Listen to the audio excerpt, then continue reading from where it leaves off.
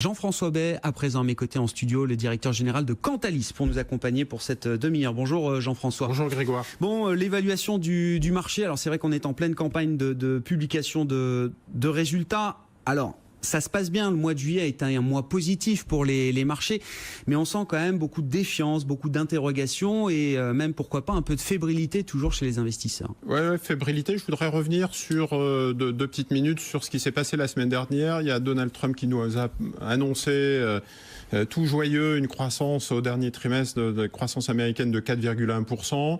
Et puis patatras, on a des valeurs tech qui sont des valeurs de croissance qui décrochent fortement. Donc on se dit tiens, c'est bizarre, c'est assez paradoxal.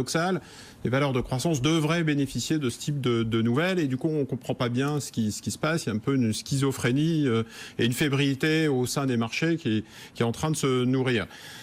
J'ai l'impression qu'il y a encore quelques années, on avait des nouvelles politiques ou des annonces de ce type-là, un peu court terme, qui sortaient, qui étaient plutôt négatives. Alors l'interprétation du Brexit, de Trump et de la Chine, enfin voilà, on avait plusieurs annonces un peu politiques qui venaient perturber les marchés et assez rapidement les marchés encaisser en fait ce type de mauvaises nouvelles pour se focaliser sur les fondamentaux et la macroéconomie en se disant 2016-2017, le quantitative easing de Monsieur Draghi, l'alignement des planètes, l'euro, etc. Et donc finalement, on trouvait toujours plein de bonnes raisons pour surmonter ces obstacles, ces signes noirs finalement venus un peu de nulle part. Et finalement, le long terme reprenait le dessus et qui était plutôt positif. Les marchés voyaient effectivement une croissance et une recovery, notamment en Europe.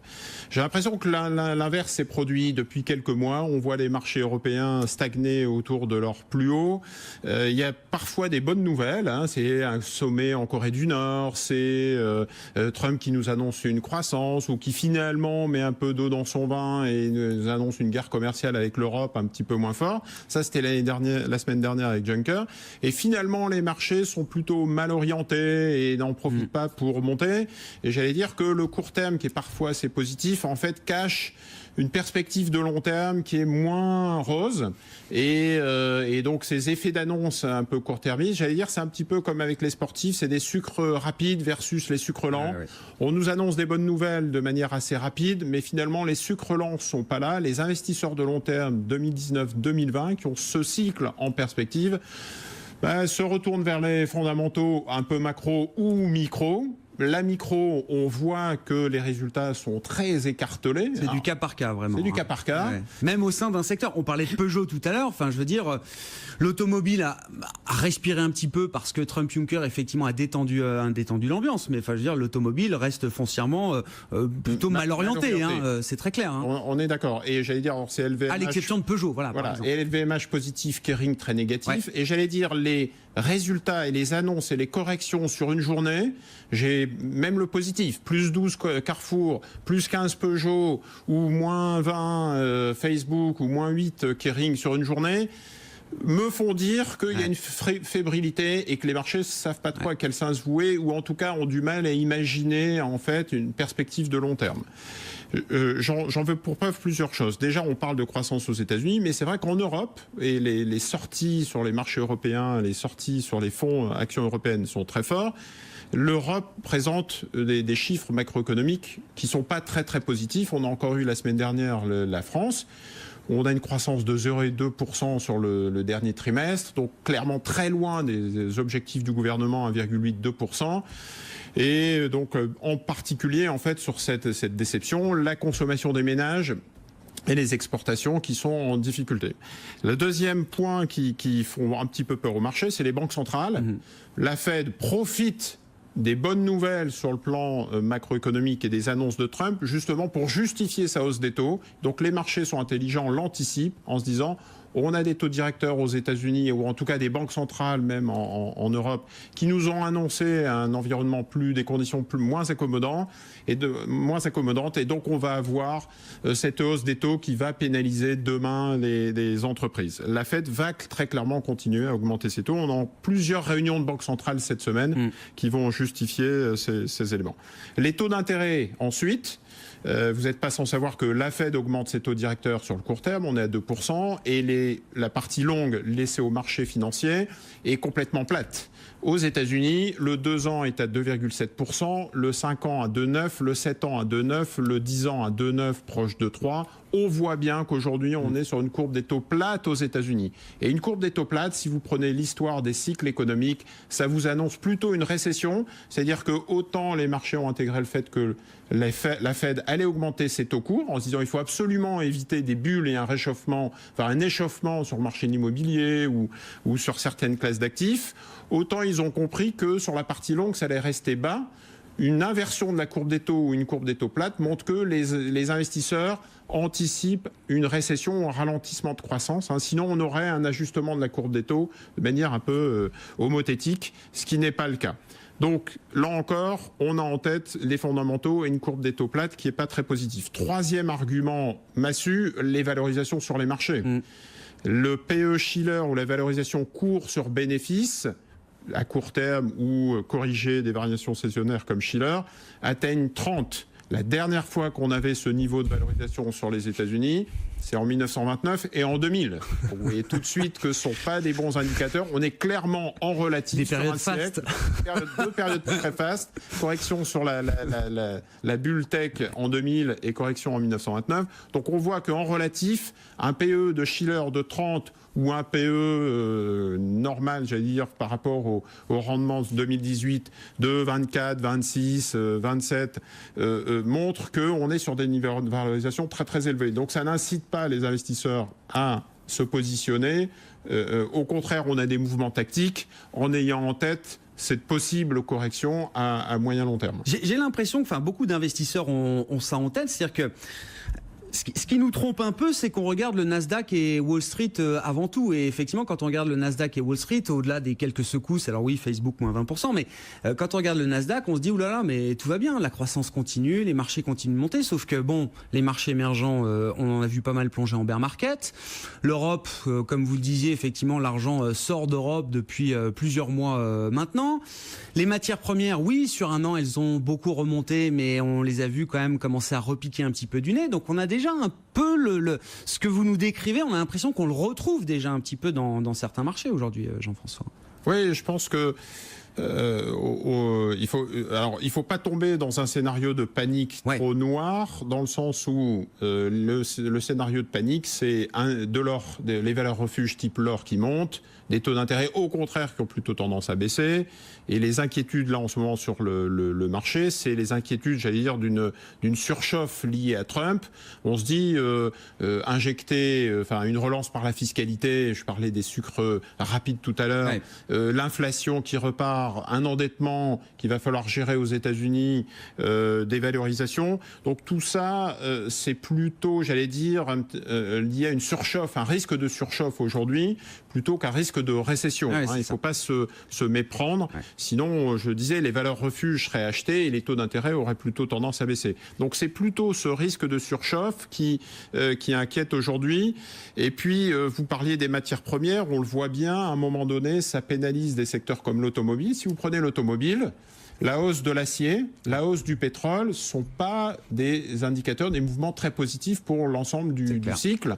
Et finalement, les annonces de Trump ne sont que de la volatilité, j'allais dire un peu l'écume, autour d'un secteur qui est en train de se restructurer et qui sera sans doute pénalisé par ce type de mouvements plus fondamentaux. Donc, j'allais dire, on est en plein été, les volumes sont très faibles. On voit des mouvements très erratiques, valeur par valeur, secteur par secteur.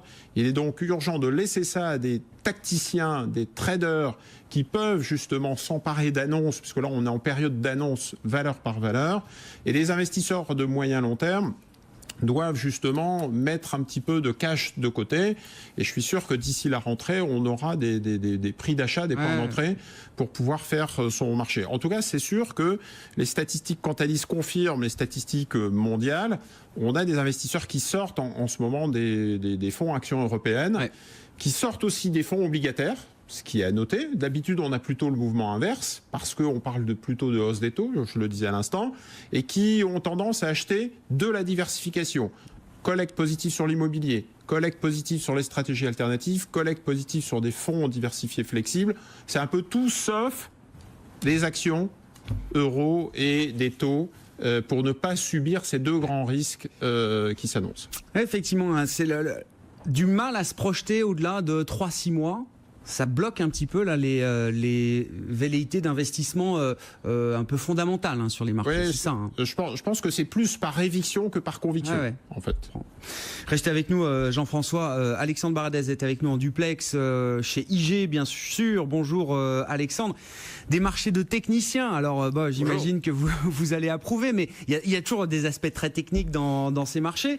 Bon, mine de rien, quand même, on peut saluer le mois de juillet, qui est un mois de reprise assez généralisé pour les marchés actions, à commencer par les marchés actions en Europe. On a repris 4-5% peut-être sur le CAC 40. On commençait le mois de juillet au plus bas sur l'indice parisien. On n'a fait que remonter jusqu'à aujourd'hui, en tout cas, Alexandre. Oui, effectivement, c'est un mois qui a été relativement bon pour la partie européenne. Après, on parlera un peu des marchés américains parce que ça bouge un peu sur les techs depuis quelques jours, mais c'est vrai que sur la partie européenne, avec un euro toujours proche des 1,16, même si on remonte un peu aujourd'hui dans la zone des 1,17, la zone de l'euro, cette zone basse 1,16, 1,17, est une zone favorable pour les actions européennes, un environnement de taux toujours très faible, une ébauche d'accord, en tout cas des prémices d'accord États-Unis-Europe, même si là-dessus il faut garder prudence sur cette question-là, mais ça a en tout cas permis au marché d'accélérer un petit peu sur les derniers jours. Donc c'est clair que pour l'instant, il n'y a pas de vrai grain de sable sur la partie européenne. Alors c'est vrai que ça rebondit, mais graphiquement parlant, si on fait du chartisme pur, on voit que le CAC reste quand même pour l'instant coincé dans une zone assez large. Donc c'est une zone qui va de 5006 pour la partie haute jusqu'à les zones de 5002, même 5000 points pour la partie basse. Donc c'est vrai qu'on oscille dans cette zone de prix depuis plusieurs mois sans réellement décaler. J'ai quand même le sentiment qu'une fois de plus, ça devrait être par rapport, je parle aux grosses phases de cycle boursier, pas forcément des mouvements de quelques semaines comme on a pu le voir sur les derniers mois, où là il y a des phases de décorrélation assez fortes Europe-US, mais quand même le sentiment que c'est la partie US qui va encore donner le là, et que si la partie US commence à un moment donné sur un cycle boursier à ralentir, il serait surprenant de voir les flux arriver ou revenir sur la partie européenne à ce moment-là. Donc je reste quand même prudent sur cette phase de reprise, notamment sur la partie allemande. On sait qu'il y a toujours un œil qui est porté sur la corrélation CAC-DAX. La partie allemande a aussi pas mal rebondi après l'accord Juncker, et notamment avec cette respiration sur la partie auto qu'on a vu se faire, un peu de respiration sur les bancaires également. Mais graphiquement, le DAX reste dans une zone là aussi relativement verrouillée, et on ne casse pas de zone technique forte. C'est-à-dire que oui, on se redresse, mais on se redresse dans une zone déjà testée auparavant. On n'est pas en train de chercher les plus hauts, on n'est pas en train de tester les plus hauts. Donc ça, c'est pour la partie européenne. Et pour la partie américaine, c'est là que je regarde en ce moment, parce que les résultats sont en train de tomber, les gros résultats, Facebook, tous les monstres de la cote qui ont fait la tendance américaine depuis des mois, et on voit que pour l'instant, on va pas revenir évidemment sur Facebook, mais il y en a d'autres, il y a Twitter, il y a eu Netflix. Mais bien sûr que si, on peut y revenir, Alexandre, mais juste d'un mot quand même, Facebook, c'était moins 20%, alors c'était quand jeudi, c'est ça, vendredi, ça faisait rien, ça a dû baisser encore un petit peu, là, Facebook, ça perd encore 2,5%, enfin, on peut s'arrêter un instant sur la manière dont le marché réagit quand on a ce genre de choc, parce que sur Facebook c'était quand même bien un choc, qui a eu assez peu d'effet de contagion, mais on voit quand même que les choses se propagent encore quelques jours après. Netflix repère 4% au moment où on se parle. Twitter, c'est moins 3-4% encore à cet instant aussi. Oui, effectivement, et on le voit dans l'ouverture US, là, c'est les techs qui tirent tout à la baisse. C'est-à-dire le Nasdaq, il est déjà dans le rouge, alors que la partie Dow Jones, il y a encore quelques instants, était encore dans le vert. Donc, on voit que la nervosité sur les techs est forte, parce que, ça on l'évoque avec vous, ce sont des niveaux de valorisation tels que, oui, ils sont évidemment des valeurs de croissance, mais sur des niveaux de valorisation qui ont déjà intégré beaucoup d'éléments, notamment des projections de résultats à venir qui sont déjà dans les prix. Et quand vous avez Netflix qui annonce quelque chose d'un peu moins bon, le titre lâche, on a fait moins 13 ou moins 14 post-market. Facebook, ça a été le bain de sang, plus de 20%. Il y a eu Twitter également qui a lâché 20%, et même des grosses valeurs comme Amazon, des grosses tech, là c'est la plus grosse évidemment, qui a tiré tout ça à la hausse, tous ces indices US et même le S&P fortement. Amazon n'a pas surperformé après ses résultats. Microsoft également, on a eu des bons résultats de Microsoft, ça a un peu poussé à la hausse, et puis ces gains, même Alphabet par exemple, Alphabet, au moment où on se parle, on est retombé sous les $1 800, c'est-à-dire qu'on est retombé sous les niveaux pré-résultats de Alphabet. Donc l'effet positif des résultats de Alphabet a été déjà gommé par le marché. Donc autant le marché ne sanctionne pas fortement à la hausse les bons résultats, autant il sanctionne très très durement, ou en tout cas justement, mais en tout cas de manière forte, les contre-perfs. Et ça peut ressembler à une forme d'essoufflement d'un segment qui a été évidemment moteur pendant sur les 2 dernières années de ce redémarrage en 2016. On a eu 2 années phénoménales sur les techs.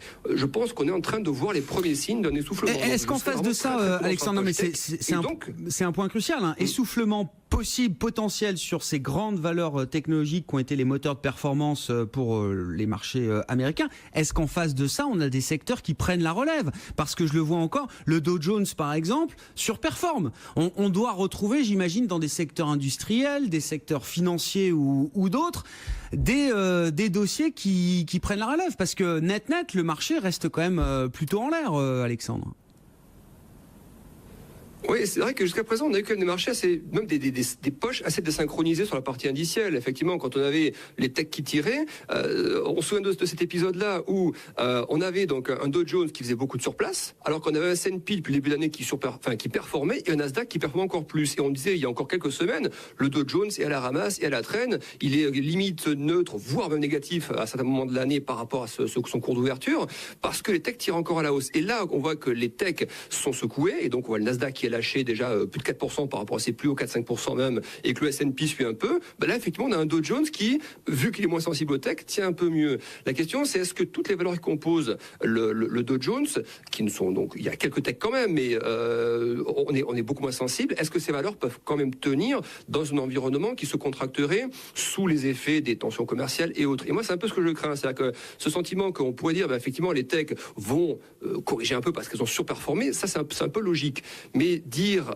donc les autres poches resteraient performantes, en tout cas stables dans cet environnement-là, j'en suis pas convaincu. Voilà, vous avez plusieurs exemples comme ça. Le dernier en date, c'est Caterpillar tout à l'heure qui annonce de très bons résultats, mais Caterpillar qui indique quoi? Qui indique qu'il y a un effet des tarifs qui s'est senti. Alors c'est 200 millions, c'est pas monstrueux par rapport aux chiffres de Caterpillar, mais ça veut dire derrière hausse des prix. Et donc voilà, on voit pas mal d'entreprises comme ça qui répercutent à la fois le prix des tarifs et le prix l'effet devise également qu'on voit dans les guidances, qui vont répercuter ça sur les prix. Donc pour le consommateur américain, in fine, sera moins bon. On voit que la confiance des consommateurs se tasse un peu. Maintenant, on est sur des retracements de 6 mois.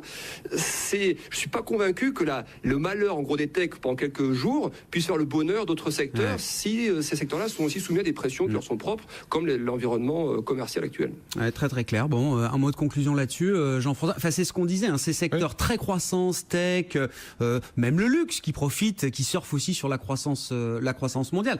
On voit que le marché, que ces valeurs-là sont un peu rattrapées par les interrogations qu'on a sur la croissance. Oui, je pense qu'il faut revenir au fait que Trump a injecté des sucres rapides, fiscalité, etc. en début d'année. Après les sucres rapides, le risque c'est de tomber en hypoglycémie. Les sucres rapides génèrent des déséquilibres à long terme, inflation, endettement couplé à la Fed, donc ça veut dire hausse des taux. Et deuxièmement, des sucres rapides, ça veut dire peut-être déception, hypoglycémie sur la croissance dans quelques mois. Et donc les marchés intègrent ça sur les valeurs de croissance et d'hypercroissance comme sont Facebook, Twitter, etc., qui surfaient sur cette thématique. Ce qui ne veut pas dire qu'il ne faut pas tomber dans l'excès inverse. Un ralentissement de la croissance et une hypoglycémie en 2019, ça ne veut pas dire une récession catastrophique, crise de 29. Donc il y a un mouvement de balancier entre la croissance infinie et la récession immédiate, il y a un chemin quand même. Et comme souvent, les marchés exagèrent, donc on pourra suivre ces exagérations et en profiter dans quelques temps. Merci beaucoup messieurs, merci d'avoir été avec nous. Jean-François Bay, DG de Cantalis. Merci beaucoup Alexandre d'avoir été avec nous également pour commenter cette séance et les techs américaines, la tech américaine encore sous pression, donc la tech mondiale aussi, hein, on voit des valeurs comme ST Micro, Capgemini chez nous qui sont en baisse de 2%. L'ensemble des GAFA, des FANG est en train de reculer. Le Nasdaq américain donc qui reste sous pression alors que les valeurs industrielles essayent de tirer leur épingle du jeu aujourd'hui. On va parler de Caterpillar dans un instant. Alexandre Bardès qui était en duplex avec nous, responsable de l'analyse de marché chez IG à Paris. Bientôt 16h, une pause donc et on prend la direction de New York pour retrouver sur place Grégory Volopine.